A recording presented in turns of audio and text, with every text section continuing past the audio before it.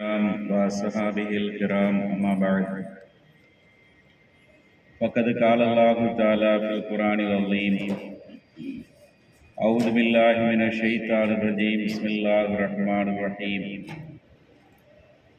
ألف لام ميم ذلك الكتاب لا ريب فيه هدى للمتقين صدق الله مولانا العظيم وقال نبينا صلى الله عليه وسلم تركت فيكم أمرين لن تضلوا ما تمسكتم بهما كتاب الله وسنة رسول الله صلى الله عليه وسلم صدق صادق الأمين صلى الله عليه وسلم. புகழ் அனைத்தும் அல்லாஹ் ஒருவனுக்கே உரித்தாக.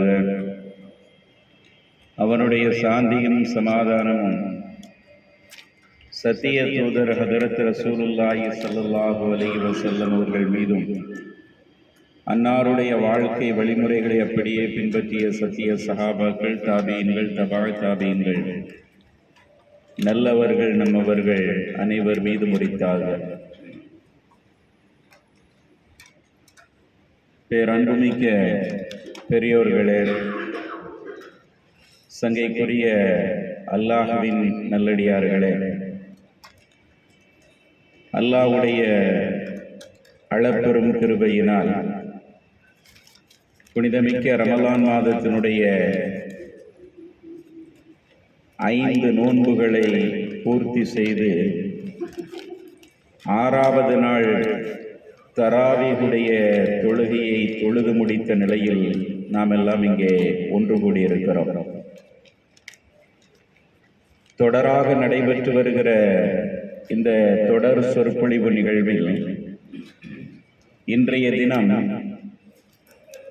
இதயங்களை வெல்லும் இறைமறை எனும் தலைப்பில் சில செய்திகளை பகிர்ந்து கொள்வதற்காக நாம் எல்லாம் இங்கே ஒன்று கூடியிருக்கிறோம். அன்பிற்கினிய சகோதரர்களே, அல்லாஹ் தஆலா மனித இனத்தை நெறிமுறைப்படுத்துவதற்காக இறை தூதர்களை அனுப்பியதோடு சில இறை தூதர்களுக்கு வேதங்களையும் வழங்கியிருக்கிறான். சில இறை தூதர்களுக்கு சுஹுஃபு எனும் ஏடுகளை வழங்கியிருக்கிறான் என்பதை நாம் அறிந்திருக்கிறோம். இப்படி அல்லாஹ்வால் வழங்கப்பட்ட வேத மறைகளில் இறுதியாக இந்த உலகத்திற்கு அருளப்பட்ட வேதம்தான் அல் குர்ஆன் என்பதையும் நாம் புரிந்திருக்கிறோம்.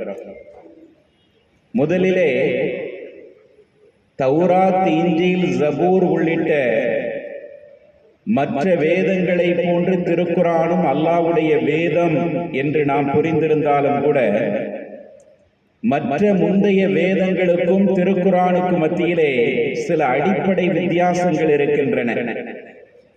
என்ன அடிப்படை வித்தியாசம் இருக்கிறது என்றால், மற்ற வேதங்கள் எல்லாம் ஒரே நேரத்தில் அருளப்பட்டது.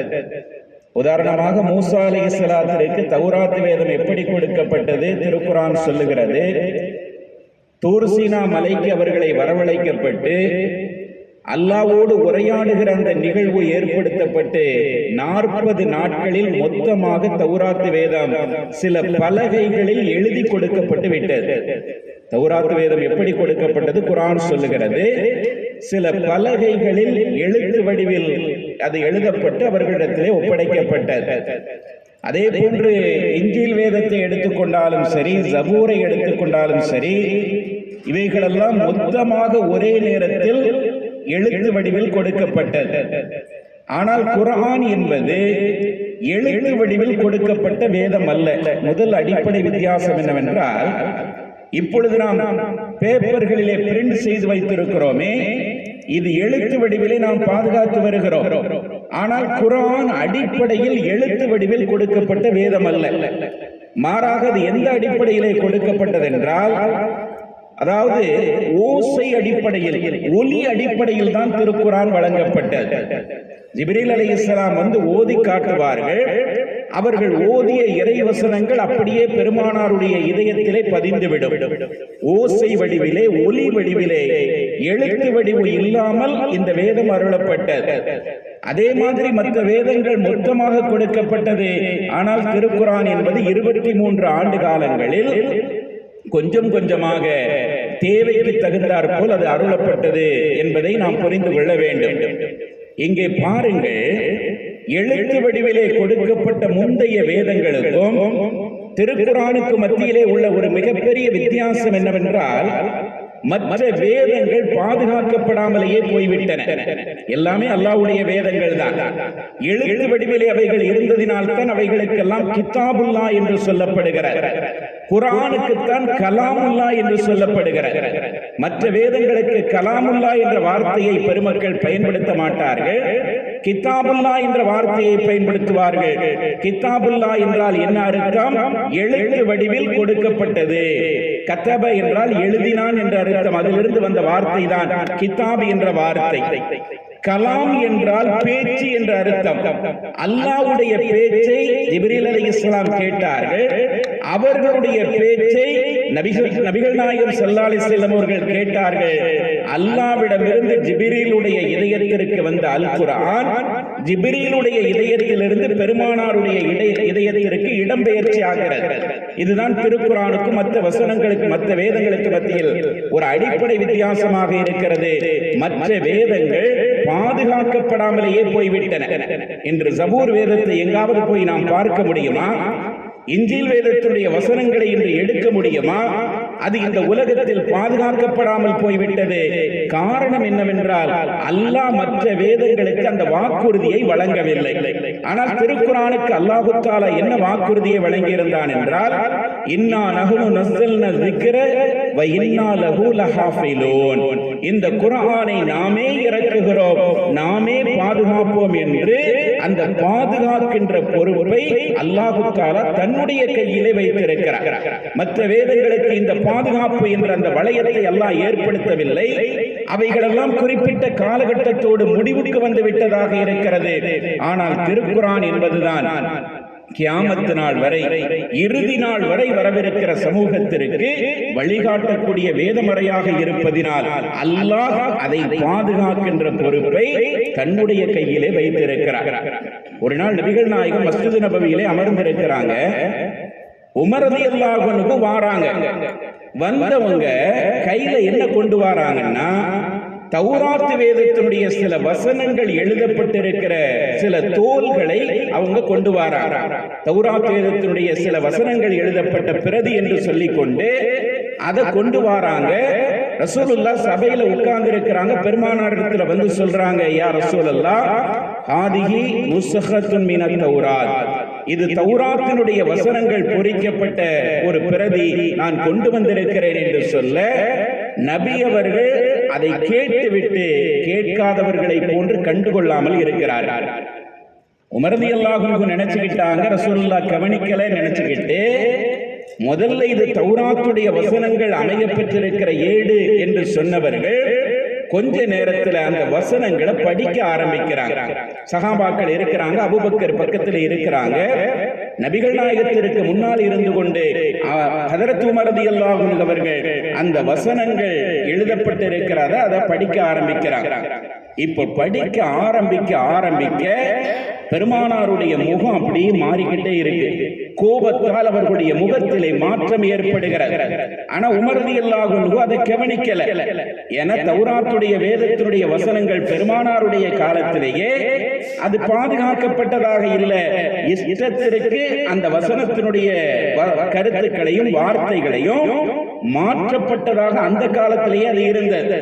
அதனால ரசூலுல்லாஹ் அதுக்கு ரொம்ப முக்கியத்துவம் கொடுக்காம இருக்கிறாங்க. ஆனா அவங்களுடைய முகம் வந்து கோபத்தால் கொந்தளிப்பதை காட்டுகின்ற விதத்தில் மாறுகிறார். கொஞ்ச நேரம் கழிச்ச உடனே ஹஜ்ரத் அபூபக்கர் சித்தீக் ரலியல்லாஹு அன்ஹு அவர்கள் உமர் ரலியல்லாஹு அன்ஹு அவர்களை கண்டிக்கும் விதமாக சொன்னாங்க, உமரே நிறுத்துங்கள், பெருமானாருடைய முகத்தை நீங்க பார்க்கலையா அப்படின்னு கேட்கிறாங்க. இப்ப நிமிர்ந்து பார்க்கறாங்க. ரசூல் ஸல்லல்லாஹு அலைஹி வஸல்லம் அவங்களுடைய அந்த பரக்கத்தான முகம் கோபத்தால் அப்படியே சிவந்த வண்ணம் இருக்கிறது. இப்ப ரசூல் ஸல்லல்லாஹு அலைஹி வஸல்லம் அவங்களிடத்துல உமர் ரலியல்லாஹு அன்ஹு அவர்கள் சொன்னார்கள், அல்லாஹ்வுடைய கோபத்திலிருந்தும் அல்லாஹ்வுடைய தூதரின் கோபத்திலிருந்தும் அல்லாஹ்வை கொண்டே நான் பாதுகாப்பு தேடுகிறேன். அஊது பில்லாஹி மின் கலபில்லாஹி வ கலபி ரசூலிஹி. அல்லாஹ்வுடைய கோபத்தை விட்டும் அல்லாஹ்வுடைய தூதரின் கோபத்தை விட்டும் அல்லாஹ்வை கொண்டு நான் பாதுகாப்பு தேடுறேன். ரலீனா பில்லாஹி ரப்பா வ பில் இஸ்லாமி தீனா வ பி முஹம்மதின் ஸல்லல்லாஹு அலைஹி வஸல்லம் நபியா. இந்த மார்க்கத்தை நாங்கள் தீனாக ஏற்றுக்கொண்டோம், அல்லாஹ்வை ரப்பாக ஏற்றுக்கொண்டோம், உங்களை நபியாக நான் ஏற்றுக்கொண்டோம். ஆனா நான் தெரியாம இப்படி படிச்சிட்டேன்னு அவங்க சொன்ன உடனே நபிகள் நாயகம் ஸல்லல்லாஹு அலைஹி வஸல்லம் அவங்க சொன்னாங்க, உமரே, மூசா அலைஹிஸ்ஸலாத்திற்கு அருளப்பட்ட இந்த தௌராத்துடைய வசனங்கள் என்று நீங்கள் படிக்கிறீர்கள். ஆனால் இப்பொழுது மூசா அலைஹிஸ்ஸலாம் உயிரோடு இருந்திருப்பார்களே, ஆனால் இப்ப அவங்க இந்த மண்ணில இல்ல. அவங்களுக்கு வழங்கப்பட்ட வேதம் சொல்லி இந்த மக்கள் கையில எதையோ வச்சிருக்கிறாங்க. அதுல நிறைய மாற்றங்கள் அவங்க செஞ்சிட்டாங்க. இப்ப மூசா அலைஹிஸ்ஸலாம் மட்டும் உயிரோடு இருந்து என்னுடைய நபித்துவ காலத்தை அவர்கள் அடைந்திருப்பார்களே, ஆனால் என்னுடைய காலகட்டத்தில் அவர்கள் வாழ்ந்திருப்பார்களே, ஆனால் லத்தபஅனி, அவர் என்னை தான் பின்பற்றி இருப்பார். ஒரு சாமானிய நபராக என்னுடைய உம்மத்தில் ஒருவராகத்தான் மூசா அலைஹிஸ்ஸலாம் இருந்திருப்பாங்க. நான் இருக்கும்போது மூசா இறை தூதராக இருந்தாலும் கூட என்னைய விட்டுட்டு அவரை நீங்க பின்பற்ற ஆரம்பிச்சீங்கன்னா லலலல்தும் அன் சவாயி சபீல், நீங்கள் நேர்வழியை விட்டும் வழி தவறியவர்களாக ஆகிவிடுவீர்கள். இதுதான் இஸ்லாத்தினுடைய யதார்த்தம் சொன்னாங்க. என எல்லா நபிமார்களும் ஒரு குறிப்பிட்ட கால வரையறைக்கு உட்படுத்தப்பட்டுதான் இறை தூதர்களாக அனுப்பப்பட்டாங்க. அந்த இறை தூதர்கள்ட்ட அல்லாஹ் தஆலா என்ன உடன்படிக்கை வாங்கியிருந்தா, முஹம்மது என்ற ஒரு கடைசி காலகட்டத்தில் ஒரு தூதர் வருவார், அவர் வருகிற காலகட்டத்தை நீங்க அடைஞ்சீங்கன்னா உங்களுடைய நுபுவத்து முடிந்துவிடும், அவரை நீங்க பின்பற்றணும் என்ற உடன்படிக்கையை எல்லா நபிமார்கள்ட்டையும் அல்லாஹ் தஆலா வாங்கி இருந்தான் சொல்லி திருக்குர்ஆன் பேசுகிறார். அது மாதிரி திருக்குர்ஆன் அருளப்பட்டதற்கு பிறகு எல்லா வேதங்களுடைய காலக்கெடுக்களும் அதோடு முடிவடைந்து விடுகிறது. அவைகள் அல்லாஹ்வுடைய வார்த்தைகள் தான். ஆனால் அல்லாஹ் என்ன சொல்லுகிறான், நான் எதை இறுதியாக சொல்லி முடிக்க வேண்டும் என்று நினைத்தேனோ அதை திருக்குர்ஆனிலே சொல்லிவிட்டேன். அந்த அல் குர்ஆன் எப்பொழுது வந்ததோ அப்போது முந்தைய வேதங்களுடைய கருத்துக்கள் எல்லாம் முடிவுக்கு வந்துவிடும் என்பதுதான் யதார்த்தம் என்பதை நபிகள் நாயகம் ஸல்லல்லாஹு அலைஹி வஸல்லம் அவர்கள் அதற்கு உமர் ரலியல்லாஹு அன்ஹு அவர்களுக்கு அந்த இடத்தில் தெளிவுபடுத்துகிறார். இதுல நாம புரிந்து கொள்ள வேண்டிய செய்தி என்னவென்றால், மற்ற வேதங்களுடைய வசனங்கள் எல்லாம் பாதுகாக்கப்படவில்லை, இன்று வரை பாதுகாக்கப்படவில்லை. தௌராத் வேதம் இப்பொழுது இல்லை, இன்ஜீல் இல்லை, ஜபூர் இல்லை. அதனுடைய வசனங்கள் எப்படி இருந்தது என்றே தெரியாத அளவிற்கு அவைகள் பாதுகாக்கப்படாமல் ஆகிவிட்டது. காரணம் என்னவென்றால், அல்லாஹ் அவைகளை பாதுகாப்பேன் என்ற வாக்குறுதியை வழங்கவில்லை. அல்லாஹ்வுடைய நாட்டம். அல்லாஹ் நினைச்சிருந்தா அதை பாதுகாத்து இருக்கலாம், பெரிய விஷயம் அல்ல. அல்லாஹ் நினைச்சிருந்தா அது வாழையடி வாழையா பாதுகாப்பாக வச்சிருக்கலாம். ஆனா அல்லாஹ் அதை பாதுகாப்பேன் என்ற வாக்குறுதியை வழங்காத நிலையில இறுதி வேதமாகிய அல் குர்ஆனுக்கு அந்த வாக்குறுதியை அல்லாஹ் வழங்கி இருக்கிறார்.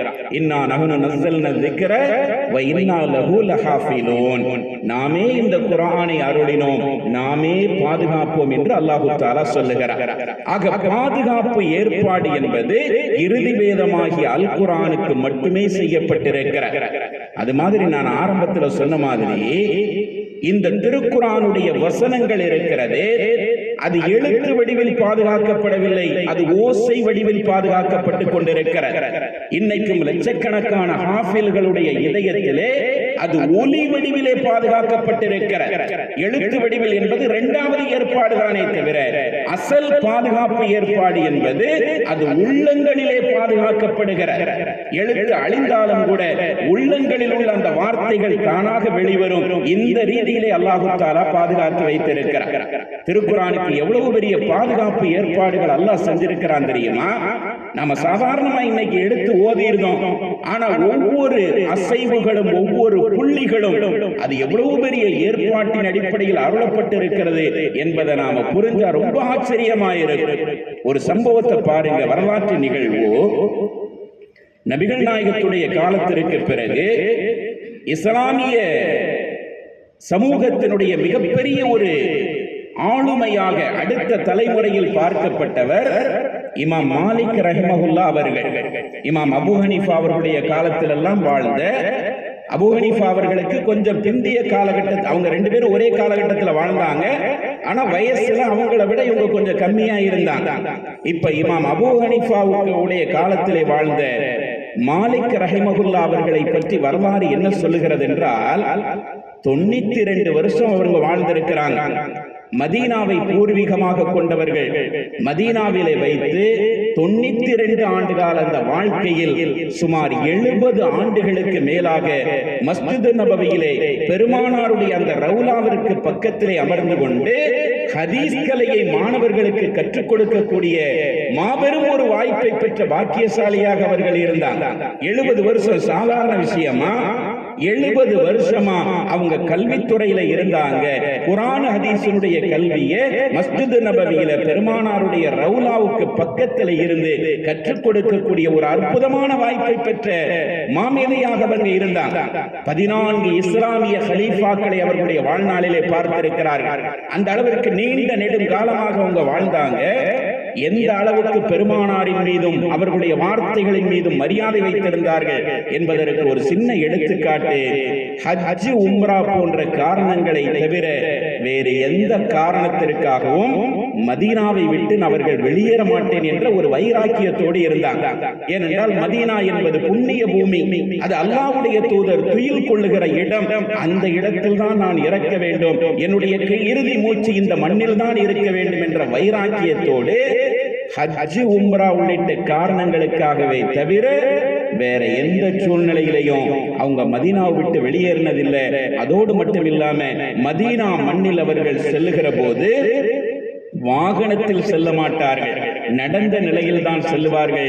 ஏனென்றால் அது பெருமானார் தூங்கிக் கொண்டிருக்கிற மண், அவர்கள் வாழ்ந்து கொண்டிருக்கிற அந்த மண்ணிலே நாம் வாகனத்தில் செல்வது அவர்களுக்குரிய மரியாதையை கொடுத்ததாக ஆகாது என்று பெருமானாரின் மீது கொண்ட அந்த மாபெரும் மரியாதையின் காரணமாக வாகனத்தில் கூட செல்லாமல் மதீனாவிலே வாழ்ந்தார்கள் என்று வரலாறு சொல்லுகிறார். அந்த மாமேதை என்ன செய்கிறார்கள் என்றால், இன்னைக்கு உலகத்தில் எத்தனையோ ஹதீஸ் நூல்களை நாம் பார்க்கிறோம். புகாரி, சஹீஹுல் புகாரி, சஹீஹ் முஸ்லிம், அபூதாவூத் உள்ளிட்ட எத்தனையோ ஹதீஸ் கிரந்தங்கள் இருக்கிறது.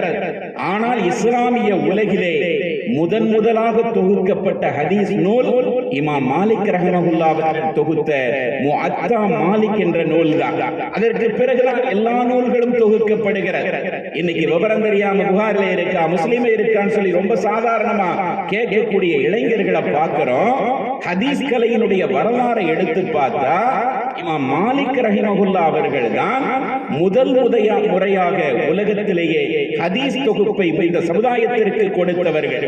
பெருமானாருடைய நபிமொழிகளை பல இடங்களிலேயும் அவர்கள் திரட்டி அறிவிப்பாளர் தொடரோடு முஅத்தா என்ற ஒரு அற்புதமான நூலை தொகுத்து கொடுத்த ஒரு பெருமகனார். இந்த நூலை தொகுத்து மஸ்ஜித் நபவியிலே பெருமானாருடைய ரவுலாவிலே வைத்து மக்களுக்கு ஹதீஸ் கலையை அவர்கள் கற்றுக் கொடுத்துக் கொண்டிருந்த காலகட்டம். பல்வேறு பகுதிகளில் இருந்தும் இமாம் மாலிக் அவர்களை தேடி மாணவர்கள் கூட்டம் கூட்டமாக மதீனாவிற்கு வந்து கொண்டிருந்தார்கள்.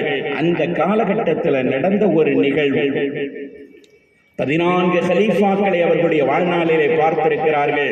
அப்படி பார்த்த ஒரு மாபெரும் மன்னரில் ஒருவர் தான் ஹாரூன் ரஷீத் என்ற ஒரு அரசர். இஸ்லாமிய வரலாறு மிக போற்றி புகழுகிற ஆட்சியாளர்களில் ஒருவராக பார்க்கப்படுகிற ஹாரூன் ரஷீத் பாதுஷா அவர்கள் அந்த காலகட்டத்தில் மன்னராக இருக்கிறார்கள். அப்பாசிய ஹிலாஃபத் என்பது உலகின் பெருவாரியான நிலப்பரப்பை தங்களுடைய கட்டுப்பாட்டிலே வைத்திருந்த ஒரு காலகட்டம். எந்த அளவுக்கு சொல்லப்படுதுன்னா, இந்த உலகத்தை 4 பங்கா பிரிச்சா அதுல 3 பங்கு இடங்கள் அப்பாசிய ஹிலாஃபத்தின் கீழ் இருந்தது என்று சொல்ற அளவுக்கு இந்த உலகத்தினுடைய 3/4 பகுதியை ஆட்சி செய்து கொண்டிருந்த ஹாரூன் ரஷீத் பாதுஷா அவர் மன்னராக இருக்கின்ற போது ஆட்சியினுடைய தலைநகர் ஈராக்கில் இருந்து அரசு முறை பயணமாக மதீனாவிற்கு அவர் வருகிறார். ஒரு சமயத்தில் அவருடைய அரசவை பட்டாளங்கள் எல்லாம் வந்திருக்கிறது. பல்வேறு மார்க்க அறிஞர்களும் அரசு சார்ந்த அதிகாரிகளும் அவர்களுடன் வந்திருக்கிறார்கள்.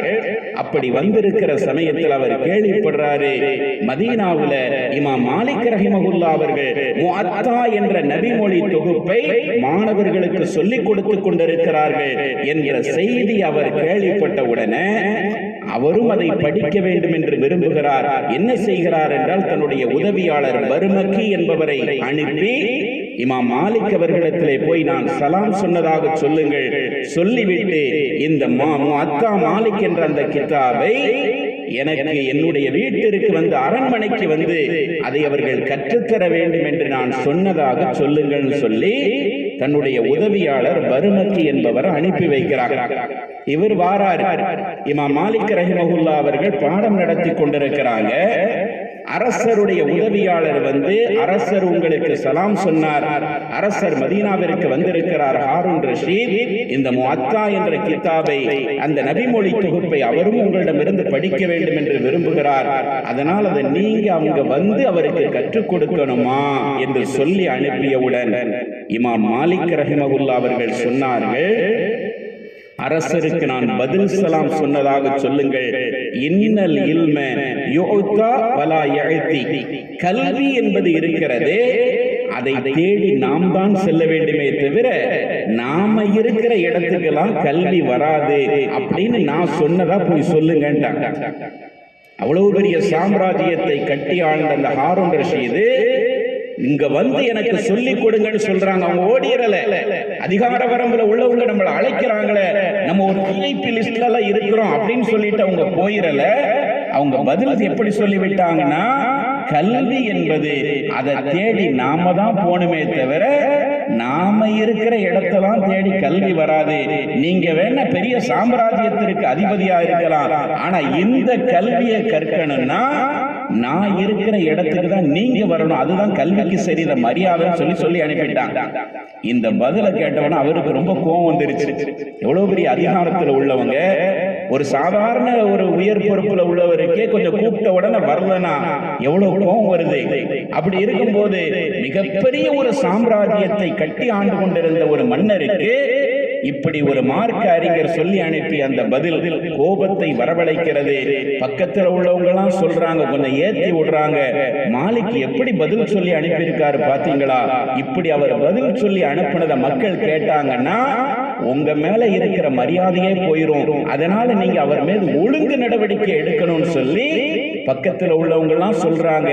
இந்த நிலையில் அரசர் கோபத்தில் இருக்கும் போது இமாம் மாலிக் ரஹிமஹுல்லாஹ் அவர்கள் ஹாரூன் ரஷீத் இருந்த அந்த முகாமிட்டு இருந்த அந்த இடத்துக்கு வாராங்க. முதல்ல சொல்லி அனுப்பிட்டாங்க. அனுப்பிட்டு ரெண்டாவது அந்த இடத்துக்கு வராங்க. சலாம் சொல்லி நான் உள்ள வரலாமான்னு கேட்கிறாங்க. அவங்களுக்கு அனுமதி கொடுக்கப்படுகிறது. அவங்கள வரவேற்று மன்னர் தனக்கு பக்கத்துல இருக்கைய போட்டு அவங்கள உட்கார வைக்கிறாங்க. மரியாதையாக நடத்தினாங்க. இப்ப மன்னர் கேட்டாரு, நான் அந்த மாதிரி அந்த கல்வியை கற்கணுங்கிற எண்ணத்துல தானே உங்களை வந்து கற்றுக் கொடுக்க சொன்னேன், நீங்க ஏன் வர முடியாதுன்னு சொன்னீங்க என்று கேட்கும் போது இமாம் மாலிக் ரஹிமஹுல்லாஹ் அவர்கள் சொன்னார்கள், அல்லாஹு தஆலா உயர்ந்த இடத்துல உங்களை வச்சிருக்கிறான். எவ்வளவு பெரிய அந்தஸ்தை கொடுத்து அல்லாஹு தஆலா உங்களை அழகு பார்க்கிறான். உங்களுடைய நன்னடத்தையின் காரணமாக உயர்ந்த அந்தஸ்தை நீங்க அடைஞ்சிருக்கிறீங்க. ஆனா கல்வி விஷயத்துல, குர்ஆனுடைய விஷயத்துல, ஹதீஸுடைய விஷயத்துல நீங்க உங்களுடைய மரியாதையை குறைச்சுக்கிட்டீங்கன்னு சொன்னா அல்லாஹ் உங்க மரியாதையை குறைச்சிருவான், பார்த்துக்கிறீங்கன்னு சொல்லிட்டு ஒரே ஒரு செய்தியை மட்டும் சொல்றேன், அதை நீங்க கேளுங்கன்னு சொல்லிட்டு ஹாரூன் ரஷீத் பாதுஷாட்ட பெருமானாருடைய காலத்துல நடந்த ஒரு நிகழ்வு சொல்லி காட்டுறாங்க. இந்த குர்ஆன் என்கின்ற இந்த கல்வி இருக்கிறதல்லவா, குர்ஆனுடைய வசனங்கள் இருக்கிறதல்லவா, நபிகள் நாயகத்துடைய வாயிலிருந்து வெளிவந்த அந்த வார்த்தைகள் இருக்கிறதல்லவா, இது எவ்வளவு பெரிய இடத்திலிருந்து வந்தது தெரியுமா? அந்த மரியாதை என்னன்னு உங்களுக்கு தெரியுமான்னு சொல்லிட்டு அந்த மரியாதையை அவருக்கு புரிகிற விதத்துல பெருமானாருடைய காலத்துல நடந்த ஒரு நிகழ்வை சொல்லி காட்டுறாங்க. என்ன நிகழ்வுனா, ஒரு நாள் ரசூலுல்லாஹ்வுக்கு வஹி வருது. சூரத்து நிசாவுல இடம்பெற்றிருக்கக்கூடிய ஒரு வசனம், அந்த வசனம் ஒரு சில வசனங்கள் அப்பொழுது அருளப்படுகிறது. அதுல ஒரு வசனம் என்ன அப்படின்னா, லா யஸ்தவில் காயிதூன மினல் முஃமினீன கைரு உலில் லரரி வல் முஜாஹிதூன ஃபீ சபீலில்லாஹ். போர்க்களத்திற்கு சென்று இஸ்லாமிய மார்க்கத்திற்காக போராடுபவர்களும் போர்க்களத்துக்கு செல்லாம வீட்டில் இருப்பவர்களும் ஒருபோதும் சமமாக மாட்டார்கள். போராளிகள் தான். மார்க்கத்திற்காக போராடக்கூடியவர்களுடைய அந்தஸ்து வேறு, போர்க்களத்திற்கு செல்லாமல் வீட்டில் இருப்பவர்களுடைய அந்தஸ்து வேறு. ரெண்டு பேரும் ஒருபோதும் சமமாக மாட்டார்கள் என்பது இந்த வசனத்தினுடைய கருத்து. இந்த வசனம் பெருமானாருக்கு வஹீயின் மூலமாக அருளப்படுகிறது. ஜிப்ரீல் அலைஹிஸ்ஸலாம் வந்து இதை ஓதி காட்டுறாங்க. ஓதி காட்டும் போது இப்ப நாம குர்ஆன்ல இருக்கிற அந்த மாதிரியான அமைப்புல அந்த வசனம் இல்ல. அப்ப எப்படி இருந்ததுன்னா, லா யஸ்தவில் காயிதூன மினல் முஃமினீன கைரு உலில் லரர் என்ற வார்த்தை இப்ப குர்ஆன்ல இருக்கும். ஆனா அந்த வார்த்தை அப்பொழுது ஆரம்பத்தில் இல்ல. கைரு உலில் லரர் என்ற வார்த்தை இல்லாம வல் முஜாஹிதூன ஃபீ சபீலில்லாஹ் என்ற அந்த வசனம் தொடங்குகிறது. இந்த நிலையில தான் ஜிப்ரீல் அலைஹிஸ்ஸலாத்தின் மூலமாக ஓதி காட்டப்படுது. இந்த வசனம் ஓதி காட்ட உடனே அந்த சபையில ஒரு கண் தெரியாத சஹாபி இருந்தாங்க. எல்லாருக்கும் தெரியும், அப்துல்லா இப்னு உம்மி மக்தூம் என்று அழைக்கப்படக்கூடிய ஒரு மாற்றுத்திறனாளி. அவங்களுக்கு கண்ணு தெரியாது, ஆனா பெருமானாரோடு எப்பொழுது இருப்பாங்க. மிக நீண்ட சுகுபத்தை பெற்ற ஒரு சஹாபி. அவங்க என்ன செய்யறாங்கன்னா, அல்லாஹ்வுடைய தூதரே, அல்லாஹ் தஆலா என்ன இப்படி சொல்லிட்டான், என்ன மாதிரி ஆட்களுக்கு எல்லாம் அந்த சிறப்பு கிடைக்காதா பெருமானார்ட்ட கேட்கிறாங்க.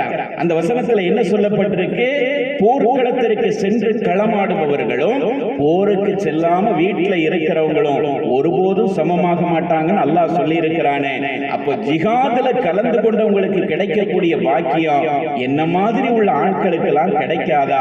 நான் என்ன செய்வேன், எனக்கு கண் பார்வை கிடையாது, நான் எப்படி போர்க்களத்துக்கு போவேன், அப்ப அவங்களுடைய அந்தஸ்தை நான் அடைய முடியாதா என்று அவர் அப்பாவித்தனமாக கேட்கும் போது நபிகள் நாயகம் ஸல்லல்லாஹு அலைஹி வஸல்லம் சொன்னாங்க, எனக்கு இதுல தலையீடு செய்து கருத்து சொல்ற உரிமை எனக்கு இல்ல. அல்லாஹ் சொன்னதை அப்படி நான் ஓதி காட்டிட்டேன். பெருமானாருடைய வேலை அதுதானே. பெருமானார் என்ன செய்வாங்கன்னா, ஜிப்ரீல் அலைஹிஸ்ஸலாம் வந்து ஓதி காட்டுவாங்க.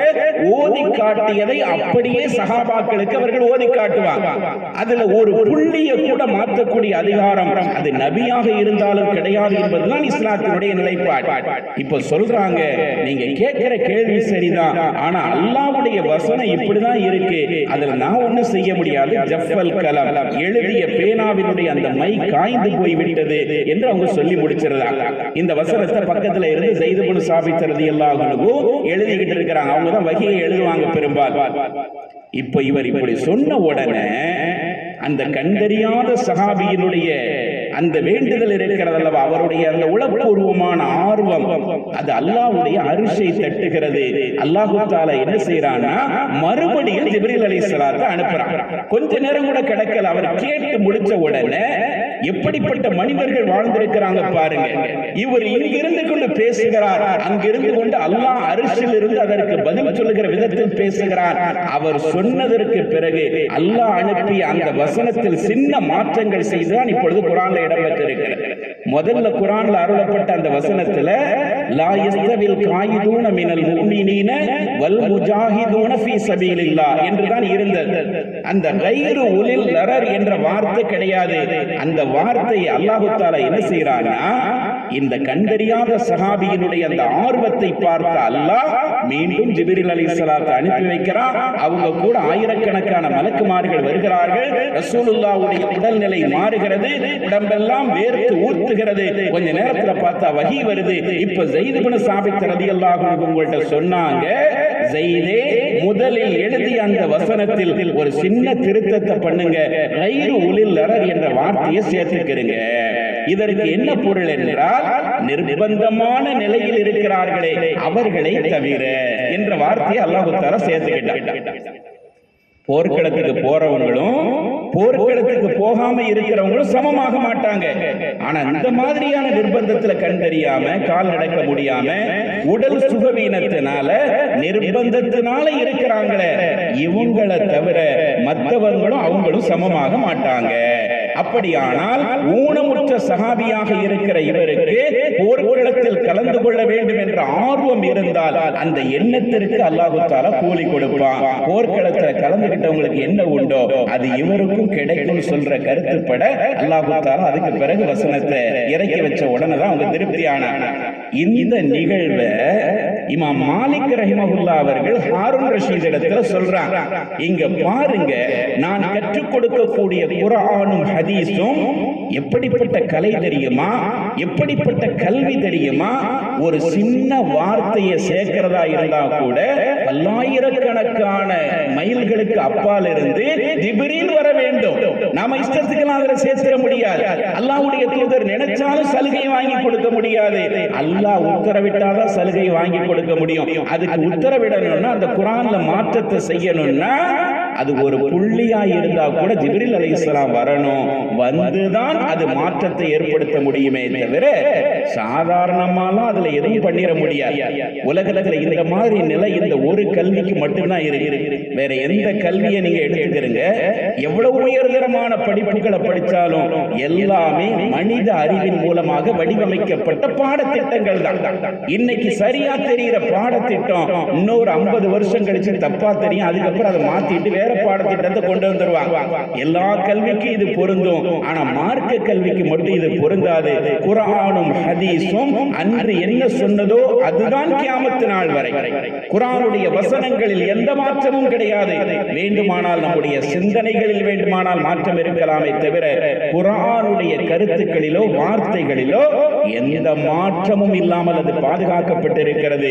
இப்பொழுது இமாம் மாலிக் ரஹிமஹுல்லாஹ் சொன்னாங்க, அவ்வளவு பெரிய அந்தஸ்திற்குரிய இந்த கல்வியை நீங்க தான் தேடி வரணுமே தவிர நீங்க இருக்கிற இடத்துக்கு நான் வந்து சொல்லிக் கொடுத்தோம்னா அந்த கல்வியை நான் அவமரியாதை செய்ததாக ஆகிவிடும். அதனால தான் நான் அப்படி சொன்னேன்னு சொன்ன உடனே அவர் அதற்கு பிறகு வருத்தம் தெரிவித்து இமாம் மாலிக் ரஹிமஹுல்லாஹ் அவர்களுடைய வீட்டிற்கு வந்து ஹாரூன் ரஷீத் பாஷா அவர்கள் அந்த திருக்குர்ஆனுடைய கல்வியை கற்றார்கள், முஅத்தாவுடைய அந்த ஹதீஸ்களை அவர்கள் கற்றார்கள் என்பது வரலாறு. இவங்க இருக்கிற இடத்துக்கு அவங்க தேடி வராங்க. ஏன் சொல்லுகிறோம் என்றால் திருக்குர்ஆனுடைய வசனங்கள் இருக்கிறதே அது அல்லாஹ்வுடைய வார்த்தைகள். மற்ற வேதங்களுக்கு கிதாபுல்லாஹ் என்று சொல்லப்படுகிறது, குர்ஆனுடைய வார்த்தைகளுக்கு கலாமுல்லாஹ் என்று சொல்லப்படுகிறது. அது அல்லாஹ்வுடைய பேச்சு, அல்லாஹ் நேரடியாக பேசிய பேச்சு.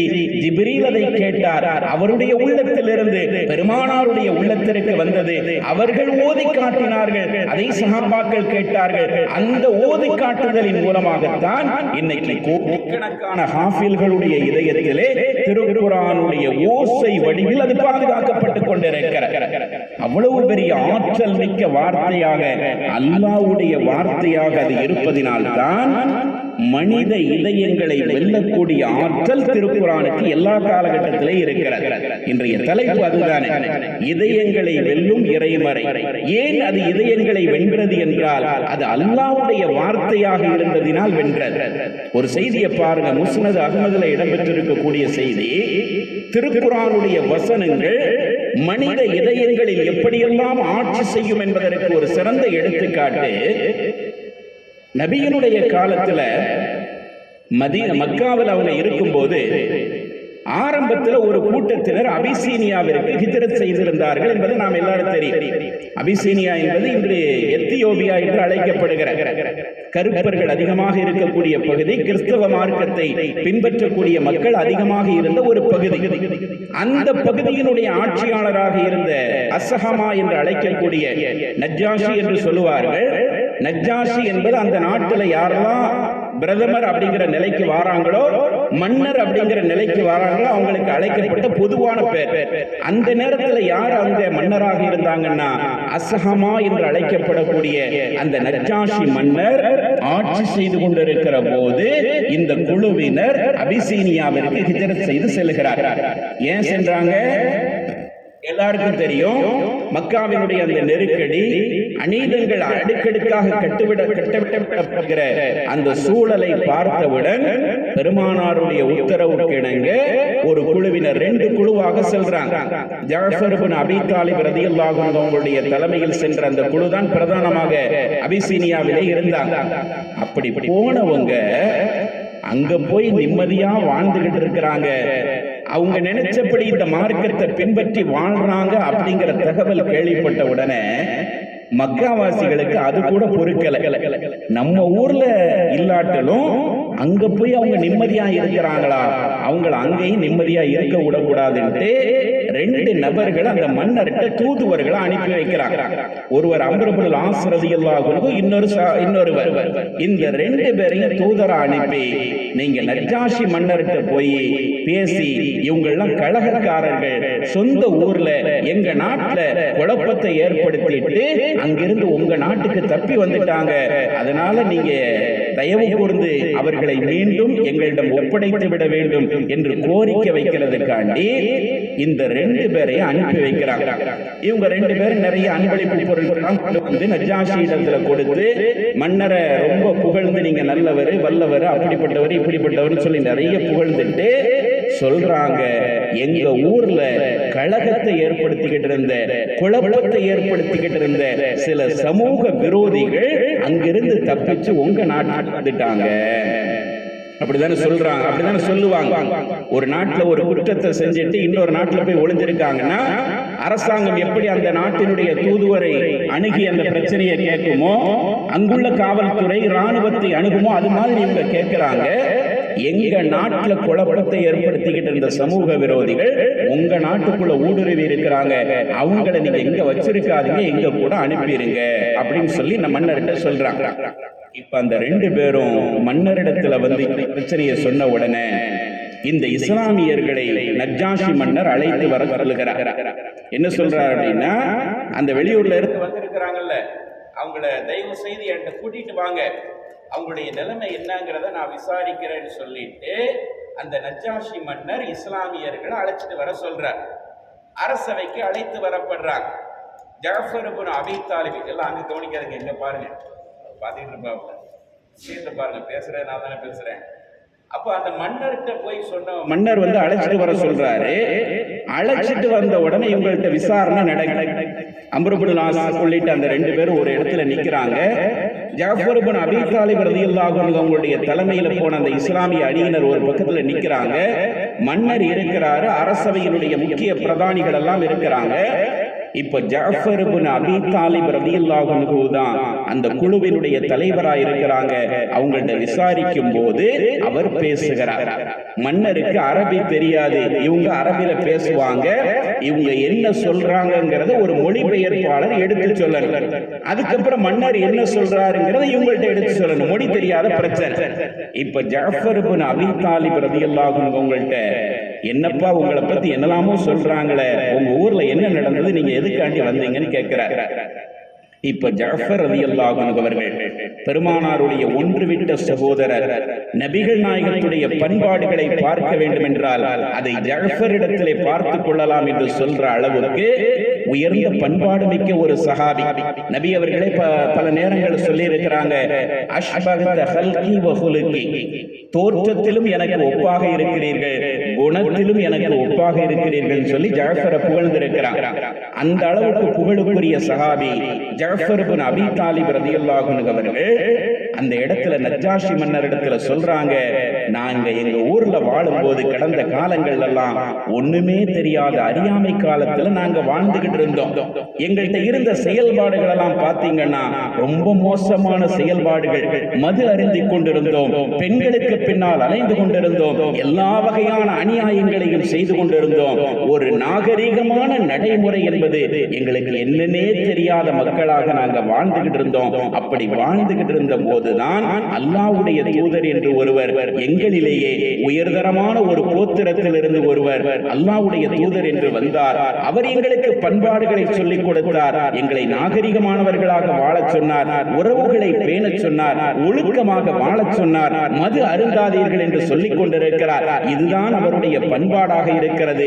இறைவனை வணங்கச் சொல்லுகிறார், பொருளாதாரத்தில் ஏழைகளுக்கு கொடுக்க சொல்லுகிறார். இப்படி பெருமானார் சொன்ன அந்த உயர்தரமான பண்பாடுகளை எல்லாம் அவர் சொல்லிக் கொண்டே வருகிறார். அவருடைய அந்த பேச்சிலே கவரப்பட்ட நஜ்ஜாஷி அதை அப்படியே ரொம்ப கவனமாக கேட்டுக் கொண்டிருக்கிறார். ஏன்னா ஜஅஃபர் இப்னு அபீ தாலிப் அந்த இடத்துல பேசினது கொஞ்ச நேரம் தான், ஆனா ஒட்டுமொத்த இஸ்லாத்தையும் சாறு பிழிந்து கொடுத்த மாதிரி அவங்களுடைய பேச்சு அமைஞ்சிருந்தது. உரைனா அப்படி இருக்கணும். உலகத்தில் எத்தனையோ பேச்சாளர்கள் தோன்றியிருக்கிறாங்க. ஆபிரகாம் லிங்கனை பற்றி சொல்லுவார்கள், அவர் பேசிய பேச்சு இன்றளவிலும் யாராலும் முறியடிக்கப்பட முடியாததாக இருக்கிறது. கெட்டிஸ்பர்க் என்ற இடத்துல அவர் அதிபராக பொறுப்பேற்ற உடனே பேச போறாரு.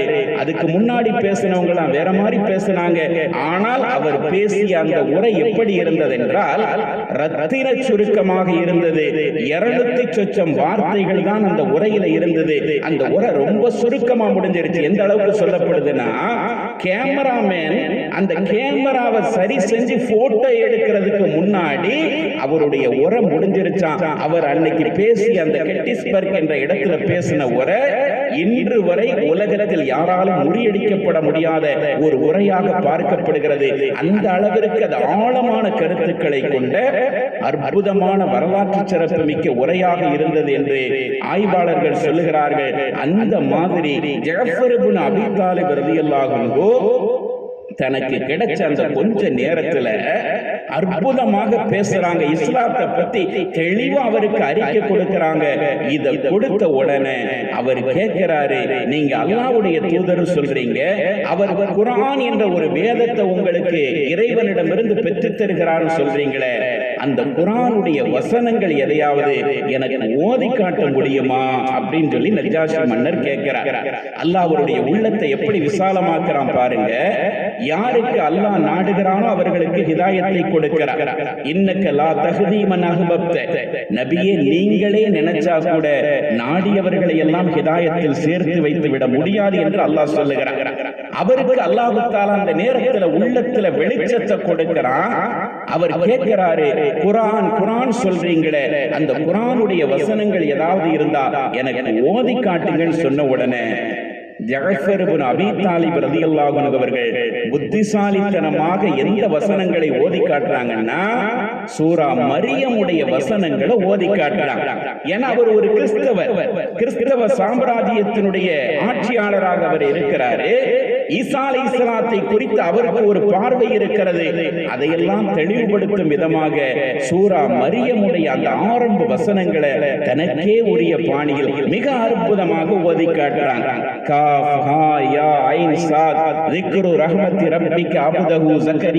என்று தொடங்குகிற அந்த மரியமுடைய வசனங்களை பார்த்தா அல்லாஹ் அதுல பயன்படுத்துகிற அந்த வார்த்தைகள், சொல்லாடல்கள், இது இழகாத மனத்தையும் இழக வைத்து விடும், உருகாத இதயங்களையும் உருக வைத்து விடும் என்று சொல்ற அளவுக்கு அந்த வசன வரிகளுடைய அந்த கோர்வை, அந்த அழகு, அந்த தன்மை எல்லாம் அமையப்பட்டிருக்கும். அதுல ஈசா அலைஹிஸ்ஸலாம், ஜக்கரியா அலைஹிஸ்ஸலாத்துடைய வாழ்க்கையில இருந்து தொடங்கி ஈசா அலைஹிஸ்ஸலாத்துடைய மொத்த சரித்திரத்தை அல்லாஹ் தஆலா சுருக்கமா சில வசனங்களை சொல்லி முடிச்சிருவார். இது அவர் என்ன செய்யறாருன்னா, புத்திசாலித்தனமா இஸ்லாமிய மார்க்கத்தினுடைய கொள்கையையும் சொல்லணும், கிறிஸ்தவம் எந்த இடத்தில் தவறு செய்திருக்கிறது என்பதையும் தெளிவுபடுத்தணும் என்ற விதத்துல மரியம் சூராவினுடைய அந்த ஆரம்ப வசனங்களை அவருக்கே உரிய பாணியில் ஓதியவுடன் நஜ்ஜாஷி மன்னருடைய இதயத்தில் அந்த வசனங்கள் ஆட்சி செலுத்த ஆரம்பிக்கிறது. அவர் கொஞ்ச நேரத்துல பார்த்தா தேம்பி தேம்பி அழுறார். அவருடைய கண்கள்ல இருந்து கண்ணீர் துளிகள் சாறை சாறையாக வடிகிறது. அவர் மட்டுமில்ல, அவர் கூட இருந்த அமைச்சரவையில இருந்த பல நபர்களுடைய கண்களும் கொஞ்ச நேரத்தில் அப்படி குளமாகி போய்விட்டது. தாடி நனைகிற அளவுக்கு நஜ்ஜாஷி அழுதார் என்று முஸ்னத் அஹ்மதுல பதிவு செய்யப்பட்டிருக்கிறார்.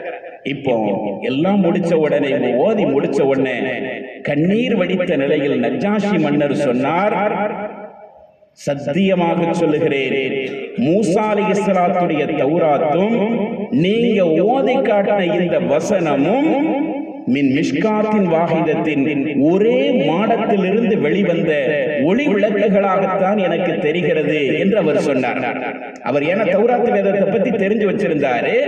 மூசா அலைஹிஸ்ஸலாத்துக்கு அருளப்பட்ட அந்த தௌராத்து எங்க இருந்து வந்ததோ அதே இடத்தில் இருந்துதான் இந்த குர்ஆன் எனும் பிரகாசமும் வந்திருக்கிறது என்பதை நான் புரிஞ்சுக்கிறேன்னு சொல்லிட்டு அந்த மக்கால இருந்து வந்தாங்க அல்லவா அந்த 2 பேரு, அவங்கள பார்த்து சொன்னாரு, இவங்க மேல எந்த தப்பும் இல்லைங்கிறத நான் இந்த விசாரணையில பார்த்துக்கிட்டேன். அதனால உங்க வேலையை பார்த்துட்டு நீங்க போங்க, இவங்களெல்லாம் நான் அனுப்ப முடியாது, என்னுடைய மண்ணில் இவர்கள் சுதந்திரமாக இருப்பார்கள் என்று சொல்லி அவங்களை அபிசீனியாவிலேயே தங்க வச்சாங்க. அதுக்கு பிறகு சில ஆண்டுகள் கழிச்சுதான் மதீனாவிற்கு எல்லாரும் வந்ததுக்கு பிறகு இந்த குழுவினர் மதீனாவுக்கு வராங்க. அதுக்கு பிறகு என்ன நடக்கு? இந்த மரியம் சூராவுடைய அந்த வசனங்கள் அவருடைய உள்ளத்தில் ஏற்படுத்திய தாக்கம், அதற்கு பிறகு அவருக்கு ஏற்பட்ட இஸ்லாமிய தேடல், நபிகள் நாயகத்துடைய அழைப்பு, இவைகளுக்கெல்லாம் பிறகு அடுத்த சில ஆண்டுகளில் நஜ்ஜாஷி மன்னர் இஸ்லாத்தை ஏற்றுக்கொள்கிறார். இஸ்லாத்தை ஏற்றுக்கொண்டதோடு மட்டுமல்லாமல் பெருமானாரை சந்திக்காத நிலையிலேயே கொஞ்ச காலத்தில் அவர் மரணமும் அடைந்து விடுகிறார். அல்ல அந்த கடைசி காலகட்டத்தில் ஹிதாயத்துடைய வாசலை அவருக்கு திறந்து வைத்திருக்கிறார். பெருமானாருக்கு பக்கத்திலே இருந்த எத்தனையோ பேருக்கு ஹிதாயத்து கிடைக்காமல் போயிருக்கிறார். ஈமானுடைய நசீபு கிடைக்காமலேயே இறந்திருக்கிறார்கள். ஆனால் எங்கோ இருக்கிற அந்த நஜ்ஜாஷி மன்னருக்கு இந்த ஜாஃபர் இப்னு அபீ தாலிப் ரலியல்லாஹு அன்ஹு அவர்கள் ஓதி காட்டிய அந்த இறை வசனங்கள் ஏற்படுத்திய மாற்றம், அவருக்கு ஈமான் கிடைத்தது, அவர் இஸ்லாத்தை ஏற்றுக்கொண்டார். அதற்கு பிறகு கொஞ்ச காலத்திலே பெருமானாரை சந்திக்காத நிலையிலேயே அவர் மரணமும் அடைந்து விடுகிறார். அவருடைய மரண செய்தி பெருமானாருக்கு வஹீயின் மூலமாக தெரிவிக்கப்படுகிறது. ஒரு தனி நபருடைய மரண செய்தியை, அந்த காலத்துல செல்போன்லாம் கிடையாது, இப்ப எங்க இருந்தாலும் தகவலை பேசிக்கிறோம், பரிமாறிக்கிறோம். அப்ப எந்த தகவலையும் யாரும் பரிமாற முடியாது. அவர் மரணித்து விட்டார் என்ற செய்தி அவர் மரணிச்ச அந்த நாளிலேயே பெருமானாருக்கு கிடைக்கிறது. எப்படி கிடைக்கிறது? கடிதத்தின் வாயிலாக கிடைக்கவில்லை, வஹீயின் வழியாக பெருமானாருக்கு கிடைச்சது. அந்த கடிதத்தினுடைய தகவல், அந்த வஹீயின் வழியாக கிடைத்த அந்த தகவலின் அடிப்படையில் சஹாபாக்களுக்கெல்லாம் அறிவிப்பு செய்தார்கள். அபிசீனிய மண்ணிலே வாழ்ந்து கொண்டிருந்த ஒரு நல்ல மனிதர் வஃபாத் ஆகிவிட்டார், வாருங்கள் அவருக்காக நாம் ஜனாசா தொழுகை நடத்தி அவருக்கு துஆ செய்வோம் சொல்லி அந்த நஜ்ஜாஷி மன்னருக்காக பெருமானார் ஸல்லல்லாஹு அலைஹி வஸல்லம் அவங்க மதீனாவில் வைத்து காயிப் ஜனாசா தொழுகை நடத்தினார்.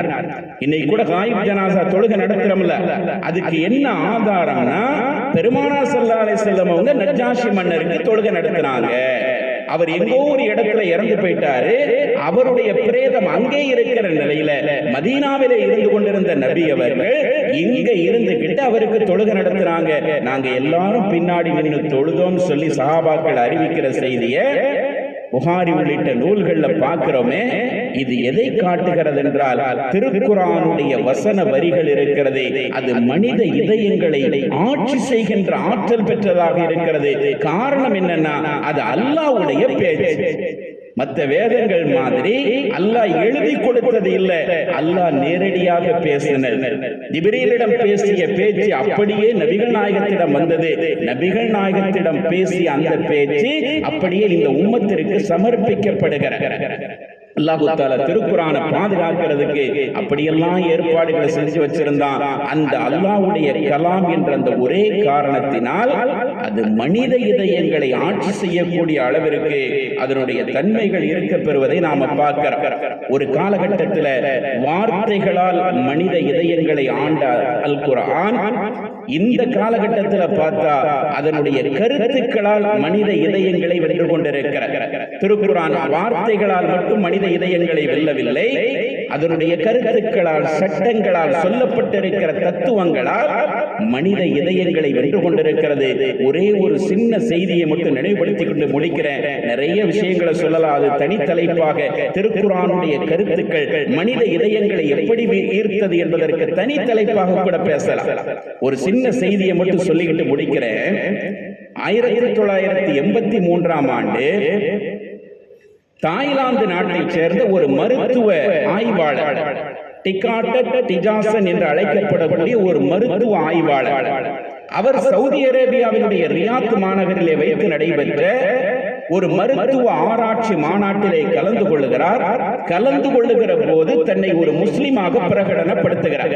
1989 தன்னை ஒரு முஸ்லீமாக அந்த மாநாட்டிலே சர்வதேச சமூகத்திற்கு பிரகடனப்படுத்துகிறார். அதற்கு அவர் என்ன காரணம் சொன்னார்னா, நான் ஒரு மருத்துவ அறிஞர், பல்வேறு மருத்துவ ஆய்வுகளை நான் செய்து கொண்டிருக்கிறேன். திருக்குர்ஆனிலே இடம்பெற்றிருக்கக்கூடிய ஒரே ஒரு இறை வசனம் தான் என்னுடைய இந்த மனமாற்றத்திற்கும் உள்ளத்தில் ஏற்பட்ட மாற்றத்திற்கும் காரணமாக இருந்தது என்று சொல்லிட்டு அந்த வசனத்தை ஒரு ஓதி காட்டுறார். என்ன வசனம்னா, அல்லாஹ் தஆலா நரகவாசிகளுக்கு வேதனை செய்யப்படுறது எப்படி இருக்குங்கிறத பல இடங்கள்ல சொல்றான். அதுல ஒரு இடத்துல அல்லாஹ் தஆலா எப்படி சொல்றான்னா, குல்லமா நலிஜத் ஜுலூதுஹும் பத்தல்நாஹும் ஜுலூதன் கைரஹா லியதூகுல் அதாப என்று சொல்றாங்க. இதனுடைய பொருள் என்னன்னா, நரகவாசிகள் நரக நெருப்புல வேதனை செய்யப்படுவாங்க. அப்படி வேதனை செய்யப்படும் போது அவர்களுடைய தோள்கள் கரிந்து விடுகின்ற பொழுதெல்லாம் அவங்க முழுமையான வேதனையை உணர வேண்டும் என்பதற்காக புதிய தோள்களை அவர்களுக்கு நாம் மாற்றிக்கொண்டே இருப்போம் என்று அல்லாஹ் தஆலா சொல்றான். நரகத்தில் அல்லாஹ் என்ன செய்வானா, காஃபிர்களை போடும்போது தோல் கரிஞ்சிரும்ல, அந்த நெருப்புல கரிஞ்சுக்கிட்டே இருக்கும். அந்த தோள்கள் கரிய கரிய புதிய புதிய தோள்களை அவர்களுக்கு நாம் போர்த்தி கொண்டே இருப்போம், கொடுத்து கொண்டே இருப்போம் என்று அல்லாஹ் சொல்றான். தோள்கள் மாற்றப்படும். எதுக்காண்டி மாற்றப்படுதுன்னா, அவங்க வேதனையை முழுமையா உணரணுங்கிறதுக்காண்டி அந்த தோள்கள் மாற்றப்படும் என்று அல்லாஹ் தஆலா சொல்றான். இந்த வசனத்தை அவர் ஓதி காட்டி, இந்த வசனத்தினுடைய ஒற்றை கருத்து என்னுடைய ஹிதாயத்திற்கு காரணமாக இருந்தது என்று சொல்கிறார். என்ன கருத்தை அவர் முன்வைக்க வருகிறார் என்றால், மனித உடல்ல எது ஏற்பட்டாலும் அதை மூளை தான் உணர்கிறது. அப்படித்தானே? சந்தோஷமாக இருந்தாலும் சரி, துக்கமாக இருந்தாலும் சரி, நாம சாப்பிடக்கூடிய பொருள் இருக்கக்கூடிய காரணமா இருந்தாலும் சரி, இனிப்பா இருந்தாலும் புளிப்பா இருந்தாலும் எதா இருந்தாலும் அதை உணரக்கூடிய உறுப்பு மூளை. அந்த மூளைக்கு கொடுக்கக்கூடிய தகவல்களின் அடிப்படையில் தான் அது அந்த உணர்வுகளை வெளிப்படுத்துகிறது. இப்படி இருக்கும்போது நம்ம உடம்புல ஏதாவது காயம் ஏற்பட்டாலோ அல்லது தீ பிடிச்சிட்டாலோ அந்த வேதனையை மூளைக்கு கொண்டு செல்லக்கூடிய நரம்பு மண்டலங்கள் எல்லாம் நம்முடைய தோள்கள்ல தான் இருக்கு. இது மருத்துவ ஆராய்ச்சியினுடைய முடிவு. இது 20ஆம் நூற்றாண்டுல கண்டுபிடிக்கப்பட்ட ஒரு முடிவு. மனித உடலில் வேதனையை உணரக்கூடிய நரம்பு மண்டலங்கள், மூளைக்கு அதை செலுத்தக்கூடிய நரம்பு மண்டலங்கள் இருக்கிறது, அது நம்முடைய தோள்கள்ல தான் இருக்கு. தோல் கரிஞ்சிருச்சுன்னா அதுக்கு பிறகு உயிர் இருந்தாலும் என்ன வேதனை செஞ்சாலும் நம்முடைய மூளைக்கு அந்த உணர்வு வராது. தீ விபத்துக்களை இதை நாம் அதிகமா பார்க்கலாம். சின்ன தீ விபத்துகள் ஏற்பட்டு கையில ஆங்காங்க கை காலில் பட்டுருச்சுன்னா வேதனையால துடிக்கக்கூடியவங்க முழுமையான தீ விபத்துல மாட்டிக்கிட்டாலோ அல்லது தீ குளிக்கிறவங்களையோ பார்த்தா உடல் முழுவதும் கரிஞ்சிரும். ஆனா எதுவுமே சத்தம் போடாம அப்படியே கிடப்பாங்க. பார்க்கலாம், சர்வசாதாரணமா பார்க்கலாம். உடல் முழுவதும் கரிஞ்சிருக்கும், ஆனா அவங்க எதுவுமே போட மாட்டாங்க, அமைதியா இருப்பாங்க. ஒரு சின்ன தீக்காயத்தை தாங்க முடியாமல் துடிக்கின்ற அவர்கள் எப்படி அமைதியா இருக்கிறாங்கன்னா, மருத்துவ உலகம் என்ன சொல்லுகிறது, அவர்களுடைய தோள்கள் கரிக்கப்பட்டு விடுகிற போது அந்த நரம்பு மண்டலங்கள் எல்லாம் முற்றிலுமாக அழிக்கப்பட்டு விடுகிறது. அந்த நரம்பு மண்டலங்கள் அழிக்கப்பட்டுருச்சுன்னா அந்த வேதனையை கடத்தக்கூடிய செயல்பாடுகள் நடக்காதனால மூளைக்கு எந்த விதமான வேதனையும் தராது என்று மருத்துவ உலகம் சொல்லுகிறது. இப்ப அல்லாஹ் சொல்ற அந்த வசனத்தை நாம் ஒப்பீடு செஞ்சு பார்த்தோம்னா, நரகத்தில் போடக்கூடியவர்கள் தொடர்ந்து அந்த வேதனையை உணரணும்னா அவனுக்கு என்ன இருந்துகிட்டே இருக்கணும், தோள்கள் இருந்துகிட்டே இருக்கணும். ஏன்னா அந்த தோல்ல இருக்கக்கூடிய நரம்பு மண்டலம் தான் மூளைக்கு தகவல்களை அனுப்புகிறது. மூளை அந்த வேதனையை உணர்வதற்கு காரணமாக இருக்குங்கிற கருத்தை 1400 வருஷத்துக்கு முன்னாடி அருளப்பட்ட ஒரு வேத மறை சொல்லுகிறது என்றால் இது சாமானிய வார்த்தையாக இருக்க முடியாது. எல்லாவற்றையும் அறிந்த ஒரு சக்தியால் அருளப்பட்ட வார்த்தையாக தான் இருக்க முடியுங்கிறத இந்த வசனத்தை வச்சு நான் புரிஞ்சுக்கிட்டேன். இதுதான் என்னுடைய இதயம் ஈர்க்கப்படுவதற்கு காரணமாக இருந்ததுன்னு சொல்லி அந்த டிஜாசன் என்பவர் தெளிவாக அவர் அறிவிப்பு செய்ததை நாம பார்க்கிறோம். இப்படி எத்தனையோ மனித இதயங்கள் இன்று திருக்குர்ஆனுடைய கருத்துக்களால் ஈர்க்கப்பட்டுக் கொண்டிருக்கிற திருக்குர்ஆனுடைய வசனங்களும் மனித இதயங்களை வெல்லும், திருக்குர்ஆனுடைய கருத்துக்களும் மனித இதயங்களை வெல்லும். இந்த திருக்குர்ஆனுடைய வார்த்தைகள் எப்படி வசீகரமாக இருக்கிறதோ, அது மனித இதயங்களை எப்படி ஈர்க்கக்கூடியதாக இருக்கிறதோ அதே மாதிரி நம்முடைய வாழ்க்கை முழுவதும் திருக்குர்ஆனுடைய நடைமுறைகள் வந்துவிட்டது என்று சொன்னால் மனித இதயங்களை ஈர்க்கக்கூடியவர்களாக நாம் மாறிவிடுவோம். நம்மை இந்த உலகம் நேசிக்கக்கூடிய விதத்தில் நம்முடைய செயல்பாடுகள் மாறிவிடும் என்பதைத்தான் இதுவெல்லாம் நமக்கு சொல்லி காட்டிக் கொண்டிருக்கிறது. திருக்குர்ஆன் அருளப்பட்டிருக்கிற இந்த மாதத்திலே இருக்கிற நாம் குர்ஆனை அதிகமாக தொடர்புபடுத்த வேண்டும், அதிகமாக ஓத வேண்டும், அதனுடைய கருத்துக்களை சிந்திக்க வேண்டும். முடிந்த அளவிற்கு நம்முடைய வாழ்நாளில் அவைகளை நடைமுறைப்படுத்த முயல வேண்டும். அதுதான் உண்மையான மாற்றமாக இருக்கும் என்பதை நினைவுபடுத்திக் கொண்டு எல்லாம் வல்ல அல்லாஹ் தஆலா அந்த மாதிரியான குர்ஆனிய வாழ்க்கையை நம் அனைவர்களுக்கும் தந்தருள் புரிவானாக. நம்முடைய வாழ்வின் மூலமாக பிற சமூக மக்களுடைய இதயங்களும் ஈர்க்கப்படுவதற்கு நம்முடைய செயல்பாடுகளை அல்லாஹ் தஆலா காரணமாக ஆக்கியருள் புரிவானாக. வாஹிர் தஅவானா அல்ஹம்துலில்லாஹி ரப்பில் ஆலமீன். அஸ்ஸலாமு அலைக்கும் வரஹ்மத்துல்லாஹி தஆலா வபரகாத்துஹு.